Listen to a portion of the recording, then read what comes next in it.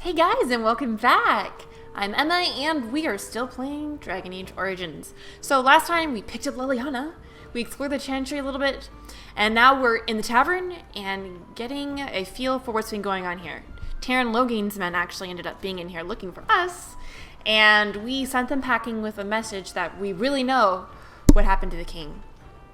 Okay, so like I said, I wanted to get some chat time in with Morrigan and Alistair. So let's start with Morrigan. What do you wish of me? I'd like to ask you something. If you must. Did you grow up in the Kokiri Wilds? Why do you ask me such questions? I do not probe you for pointless information, do I?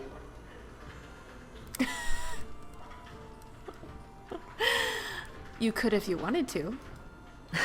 Oh, what luck. What is it you asked if I grew up in the wilds? A curious question. Where else would you picture me? For many years it was simply Flemeth and I. The wilds and its creatures were more real to me than Flemeth's tales of the world of man. In time I grew curious. I left the wilds to explore what lay beyond, never for long. Brief forays into a civilized wilderness. And you remained unnoticed? For the most part. Flemeth taught me well. For all that I had been taught, however, the truth of the civilized lands proved to be overwhelming. I was unfamiliar with so much. So confident and bold was I, yet there was much that Flemeth could never have prepared me for.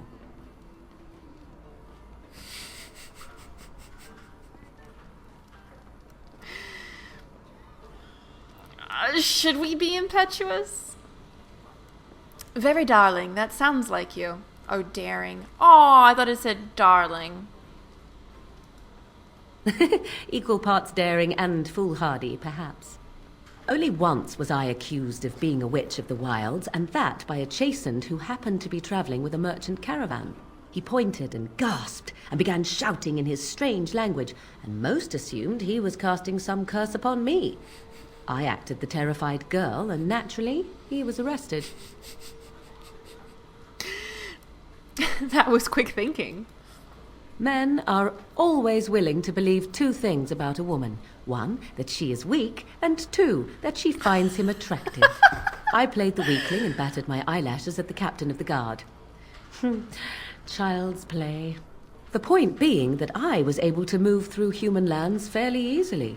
Whatever humans think a witch of the wild looks like, 'tis not I. Not that I did not have trouble. There are things about human society which have always puzzled me, such as the touching. Why all the touching for a simple greeting? I have no idea. I'm not human. Do not speak to me of trivialities. Your culture is not so entirely different. There were many nuances that Flemeth could never tell me of. When to look into another's eyes, how to eat at a table, how to bargain without offending. None of these things I knew. I still do not understand it all, truth be told, but then I gave up long ago any hope of doing so.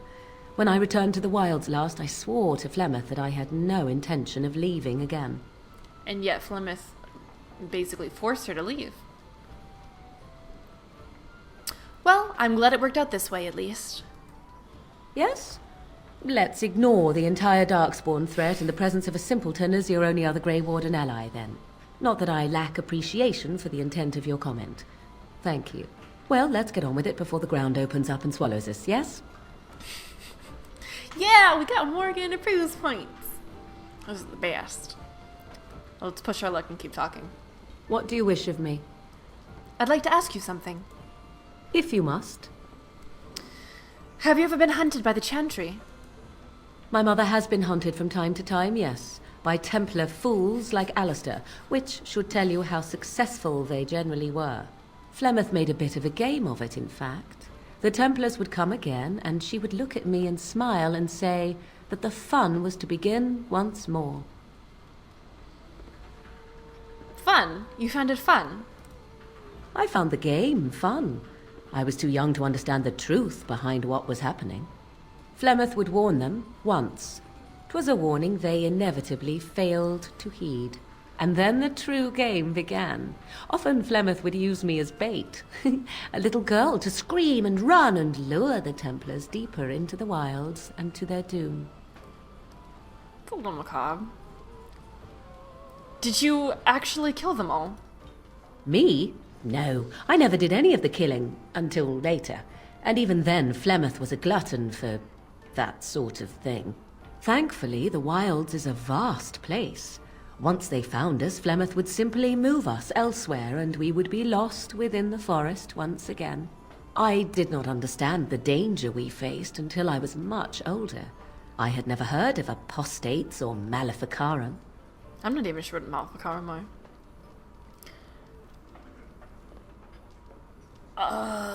So we have several options. Don't you regret hurting any of those men? They got what they deserved, and those are kind of polarized, you know? I don't want to...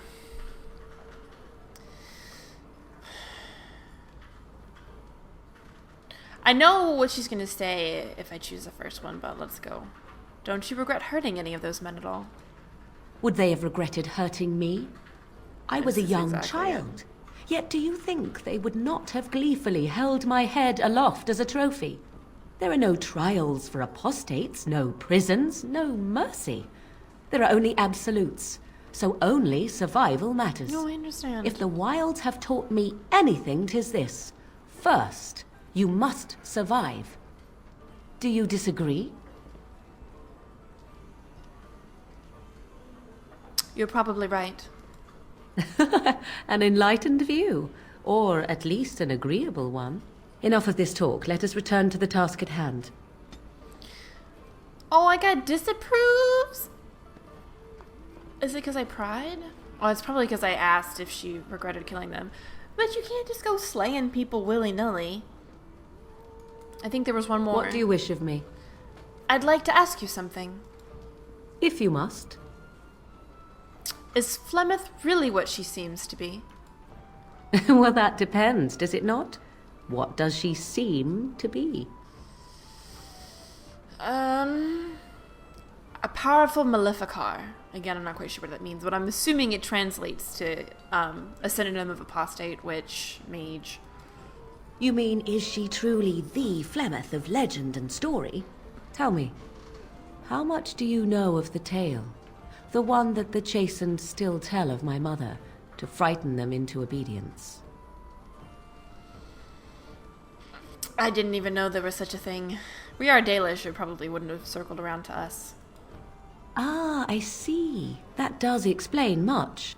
I can relay what Flemeth once told me herself, and you can decide whether or not 'tis the truth, if you desire.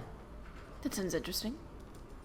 As the tale is sung by the bards, there was a time when Flemeth was young and beautiful, a fair lass in a land of barbarian men, the desire of any who saw her. We can say not true then? Just how long ago is this? Many centuries, before this land was even named Ferelden. The tales say that Flemeth fell in love with Osen the bard, and fled the castle of her husband, the dread Lord Conabar, and that he swore vengeance for her infidelity. In truth, my mother claims that 'twas Osen who was her husband, and Conabar the jealous lord who looked on from afar.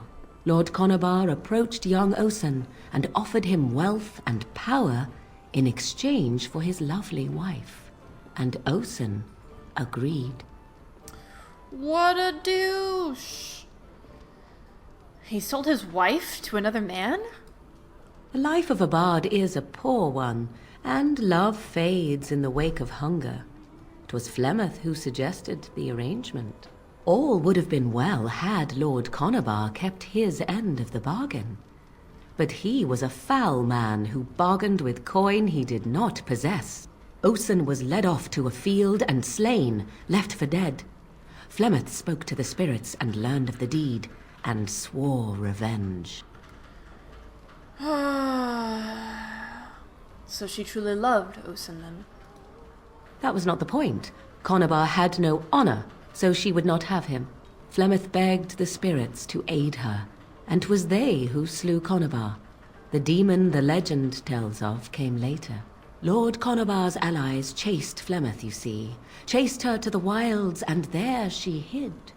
There she found the demon, and he made her strong. The legends all speak of the great hero Cormac, he who defeated Flemeth and her great army when she invaded the lowlands centuries later. All lies. Which? She never invaded, or that he never defeated her?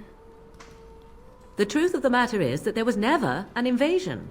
As Flemeth tells it, the Chastened never raised an army under her banner, and she never fought with any warrior named Cormac. Cormac led a brutal civil war against his own people, and later claimed it was to vanquish evil that had taken root amongst the lords. Thus, he was hailed a hero. Flemeth was only attached to the legend much later. Perhaps 'twas due to the great war with the Chastened that eventually came, but Mother claims not to know how it began. Whew.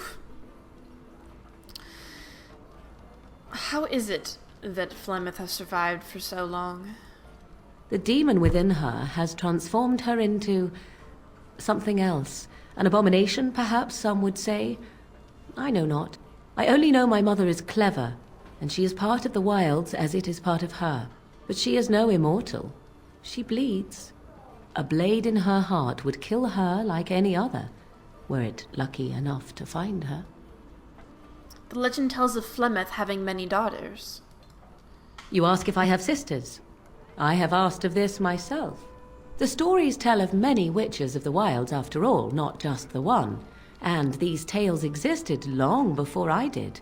Flemeth refuses to speak of other daughters, if they existed. So, should I believe I am her first? I doubt that too. Why would she refuse to speak of them? The Chastened tell of a falling out between Flemeth and her daughters. They say that one day she hunted them all through the wilds and ate their hearts.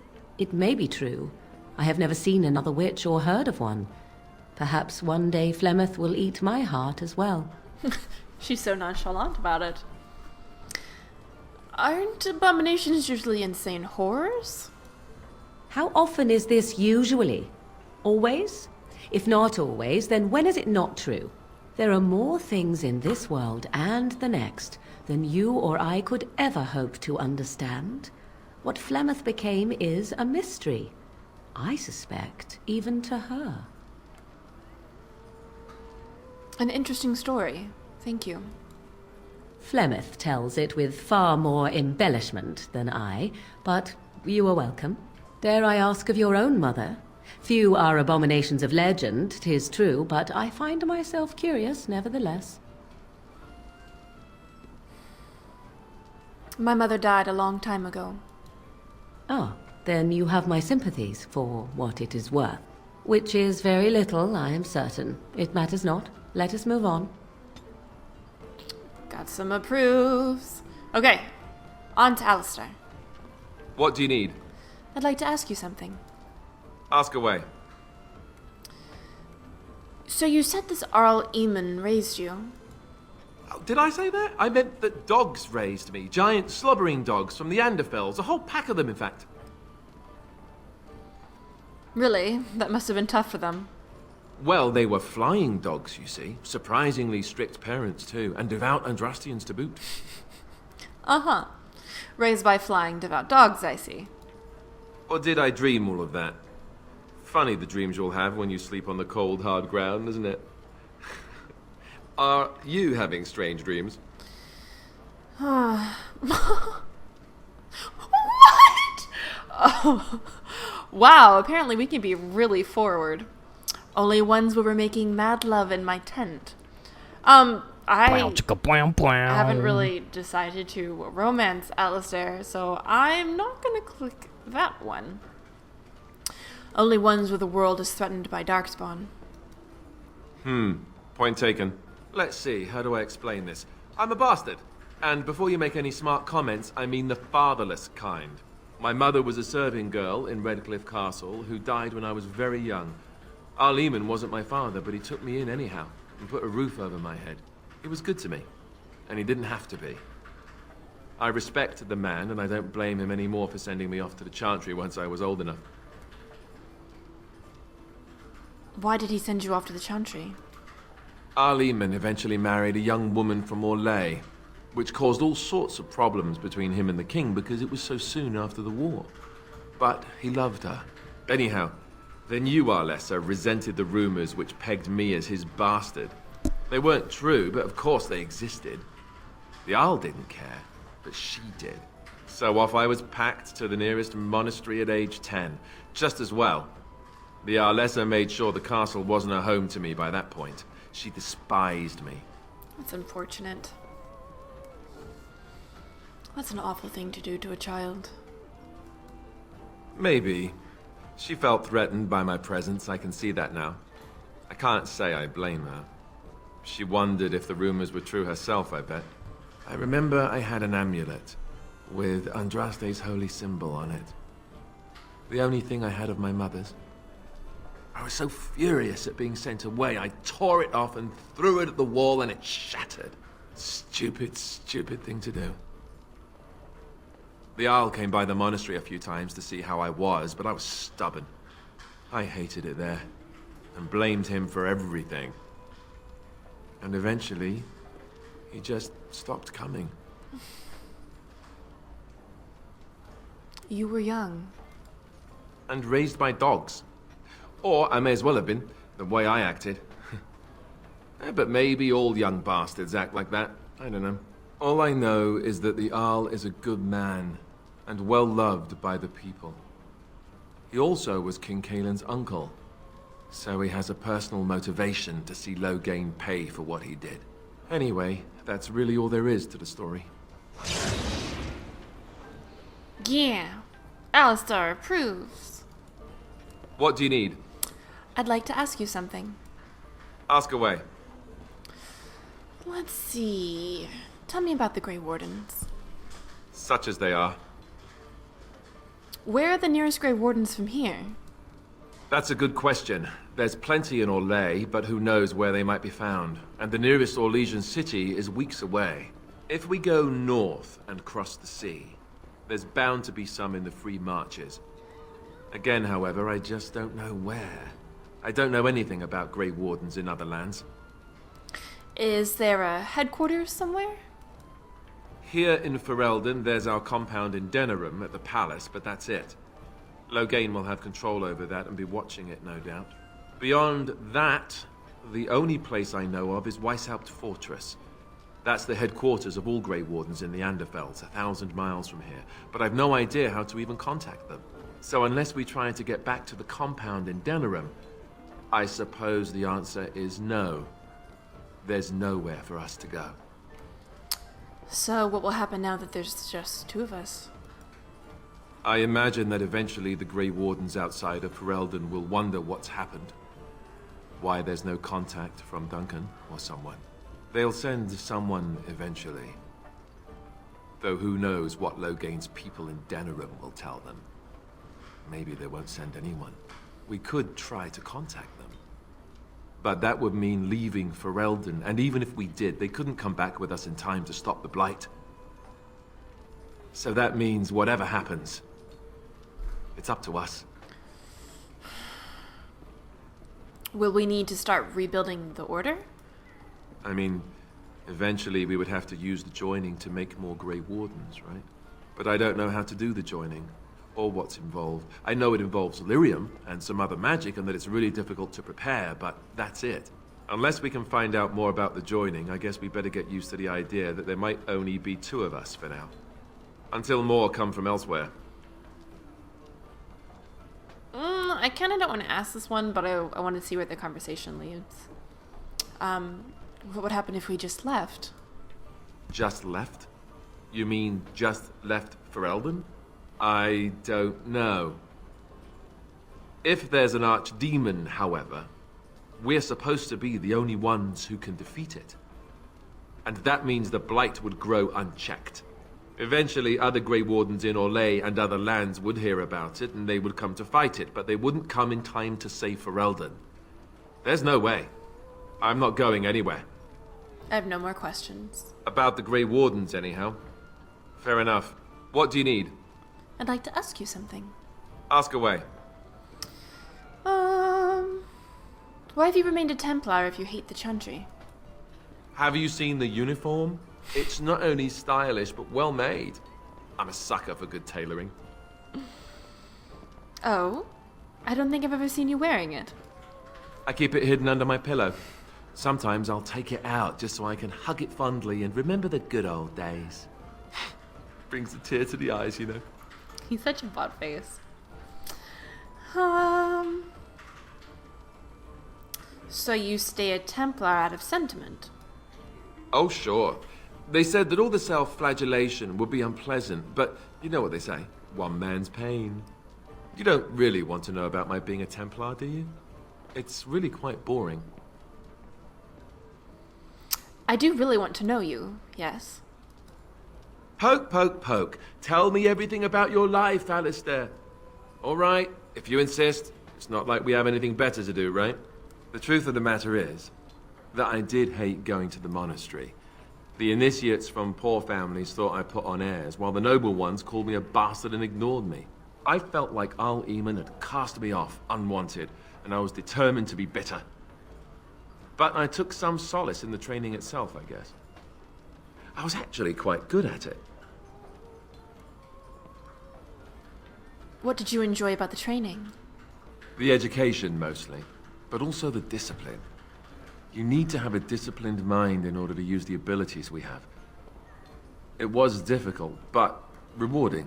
I never really felt at home anywhere, though, until I joined the Grey Wardens. And Duncan felt my Templar abilities might be useful for when we encountered Darkspawn magic, so I kept it up. What about you? Do you have anywhere you consider home? Anywhere my clan goes is my home. You must miss them a great deal. Duncan and the Grey Wardens are the closest I ever got to that kind of family. We won't always be traveling like this, you know. Once the war is over, once the Blight is... well, a time will come when we'll have to think about having a real home again. Though that seems like a far ways off.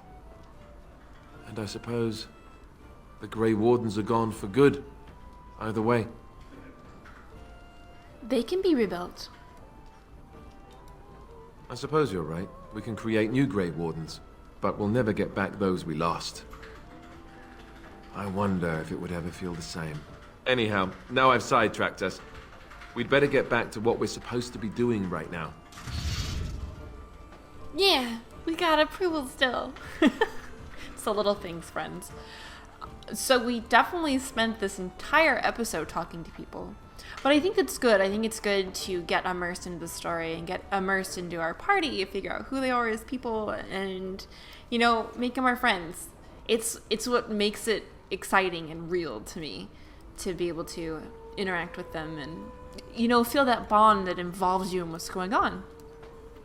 So I promise next time we'll explore around this tavern, and I think there's actually a dude with a quest. Yes, we'll talk to him and get moving along. So I hope you guys have a great rest of your day, and I'll see you next time.